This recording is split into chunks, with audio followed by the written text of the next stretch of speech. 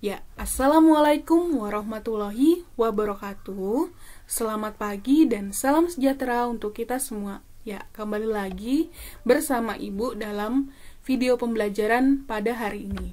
Nah, pada minggu-minggu sebelumnya, Ibu telah memberikan materi mengenai kinematika gerak, di antaranya tentang gerak lurus, gerak vertikal, gerak parabola, dan yang terakhir yang kali ini akan kita bahas adalah mengenai gerak melingkar. Nah, udah tahu apa yang dimaksud dengan gerak melingkar? Ya, kita langsung saja ke pengertian gerak melingkar. Ya, gerak melingkar sebenarnya konsepnya hampir sama dengan gerak lurus. Namun, perbedaannya adalah gerak melingkar merupakan gerak di mana suatu benda menempuh lintasan berupa lingkaran. Jadi, ketika suatu benda menempuh lintasan berupa lingkaran, berarti benda tersebut sedang mengalami gerak melingkar. Nah, di sini kita anggap gerak melingkar yang dialami oleh benda tersebut adalah gerak melingkar beraturan. Ketika kita menganggap benda tersebut bergerak melingkar beraturan, berarti gerak suatu benda menempuh lintasan melingkar dengan kelajuan atau besar kecepatan tetap. Artinya percepatan sudutnya 0. Nah, kalau kalian lihat gambar di sini, itu adalah gerak benda yang lintasannya berupa lingkaran. Inilah yang dinamakan dengan gerak melingkar. Ya, pada materi gerak melingkar ada beberapa besaran yang nantinya akan kita bahas. Di sini, seperti yang kalian lihat di layar, ada 6 buah besaran yang akan kita bahas. Yang pertama adalah posisi sudut atau perpindahan sudut, di mana disimbolkan dengan theta. Kemudian yang kedua adalah periode, disimbolkan T. Yang ketiga adalah frekuensi, disimbolkan dengan F. Yang keempat adalah kecepatan linier, disimbolkan dengan V. Yang kelima adalah kecepatan sudut atau kecepatan anguler, disimbolkan dengan omega. Jadi ini yang di layar, itu bukan dibaca W. Salah kalau kalian baca W. Jadi yang benar dibacanya adalah omega. Dan yang terakhir adalah percepatan sentripetal atau AS. Nah, yang akan kita bahas yang pertama yaitu tentang posisi sudut atau perpindahan sudut ya. Mungkin untuk yang pertama agak panjang karena ada beberapa hal yang menjadi dasar selanjutnya ketika kalian mengerjakan soal-soal dalam gerak melingkar. Nah, apa sih yang dimaksud dengan posisi sudut? Yang dimaksud dengan posisi sudut itu adalah ketika benda bergerak, ini perumpamaan ya, ketika benda bergerak dari titik A ke titik B, itu kan akan terjadi sudut ini ada sudut theta ini ya. Nah, sudut antara titik OA dan titik OB yang terbentuk inilah yang dinamakan dengan posisi sudut.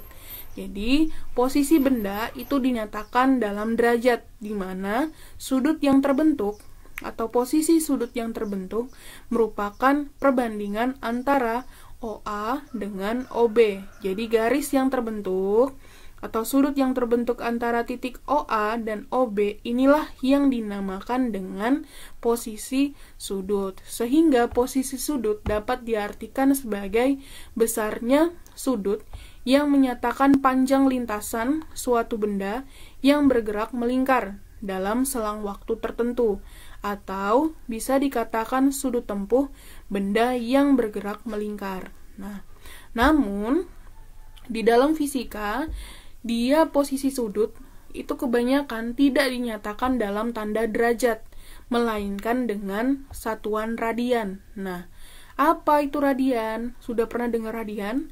Atau baru pertama kali mendengar kata radian? Nah, ini di sini. Jadi sebenarnya radian, tuh, Ibu jelaskan ya. Jadi 1 radian itu adalah perbandingan antara titik AB, panjang lintasan AB dengan jari-jarinya. Nah, ketika titik AB, ini jarak dari A ke B, itu besarnya sama dengan jari-jari dari lingkaran atau lintasan yang kita tempuh, berarti besarnya itu adalah 1 radian. Jadi satu radian itu adalah perbandingan antara titik AB, panjang lintasan AB, dengan jari lingkaran. Nah, kalau misalnya AB nilainya sama dengan jari-jari lingkaran, berarti nilainya adalah 1 radian. Tuh. Jadi 1 radian itu sama dengan AB, panjang AB-nya sama dengan jari-jari. Jadi kalau AB-nya sama dengan jari-jari, berarti dia telah melewati 1 radian. 1 radian itu cuma segini ya. Nih. Kemudian di sini berarti theta atau posisi sudut itu AB dibagi R. Nah, karena AB-nya nilainya sama dengan jari-jari atau R, maka nilainya adalah 1 radian. Ya, di sini itu 1 radian kan cuma secuplik ini ya. Segini aja. Nah, sekarang ketika gerak melingkar, artinya berarti kalian melakukan 1 putaran penuh. Nih, kalau kalian melakukan 1 putaran penuh atau dari titik A berputar kembali lagi ke A, itu artinya kalian sudah berputar sebanyak 1 putaran. Jadi 1 putaran itu susahnya Ibu ketik ya. 1 putaran itu nilainya sama dengan, kalau 1 putaran berarti dari titik A kalian bergerak nih kembali lagi ke A. Nah, nilainya berapa kalau kalian 1 putaran?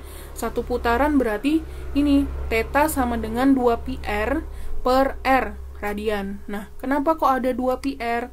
Karena ketika kalian berjalan sebanyak 1 putaran, itu berarti kalian mengelilingi lingkaran, yang artinya sama dengan keliling lingkaran. Keliling lingkaran nilainya 2πr. Nah, sehingga tetanya sama dengan 2πr per r radian. Jadi theta sama dengan 2π radian. Nah, kalau misalnya 1 radian berapa derajat, Bu? 1 radian nilainya adalah 57,3. Jadi beda ya. Kalau 1 putaran itu 360 derajat. Kalau 1 radian itu 57,3. Dapatnya dari sini. 1 radian sama dengan 360 derajat dibagi 2π. Sama dengan 360 derajat dibagi 2 kali 3,14. 360 derajat dibagi 6,28, hasilnya 57,3. Jadi kalau 1 putaran 360 derajat, kalau misalnya 1 radian 57,3. Kita lanjut lagi. Di sini rumus dari posisi sudut itu adalah S dibagi R. Nah, theta itu adalah S dibagi R. S ini adalah jarak lintasan yang ditempuh dari A ke B. Kemudian R ini adalah jari-jarinya. Jadi posisi sudut rumusnya adalah S dibagi R. Nah, kemudian lanjut lagi kita yang kedua.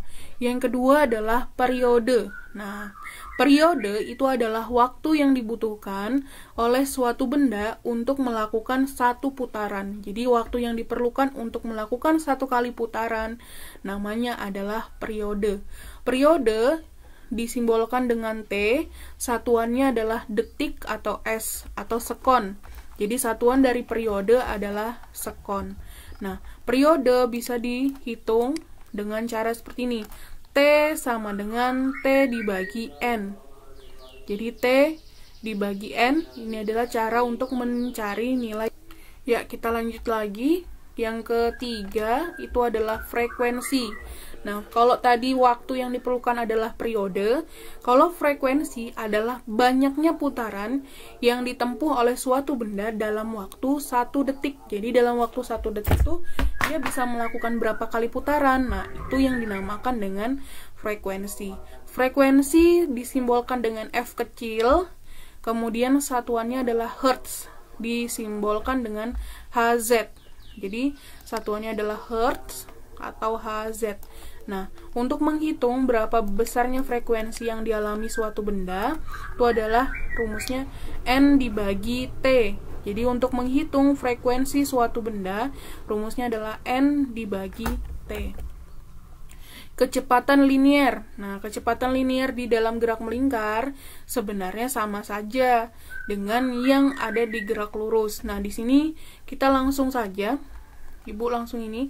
Jadi untuk menghitung besarnya kecepatan linier yang dialami suatu benda yang mengalami gerak lingkaran, rumusnya adalah ini. V sama dengan 2πr dibagi T, atau V sama dengan 2pi dikali R dikali F. Kenapa kok bisa jadi 2πrf? Karena T ini kan rumusnya 1/F ya. Jadi tadi Ibu lupa ya di sebelumnya ini. Nah, jadi kalau misalnya hubungan antara frekuensi dan periode, kalau misalnya T atau periode itu 1/F, kalau F itu sama dengan 1/T ya. Nih, jadi untuk menghitung besarnya kecepatan linier atau V, rumusnya adalah 2πr dibagi T, atau V sama dengan 2πrf. Kemudian kecepatan sudut atau omega.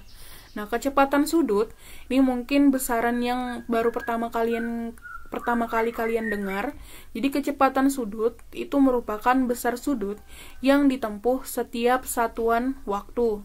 Nah, kecepatan sudut juga disebut dengan kecepatan angular. Nah, ini bisa kalian lihat di sini.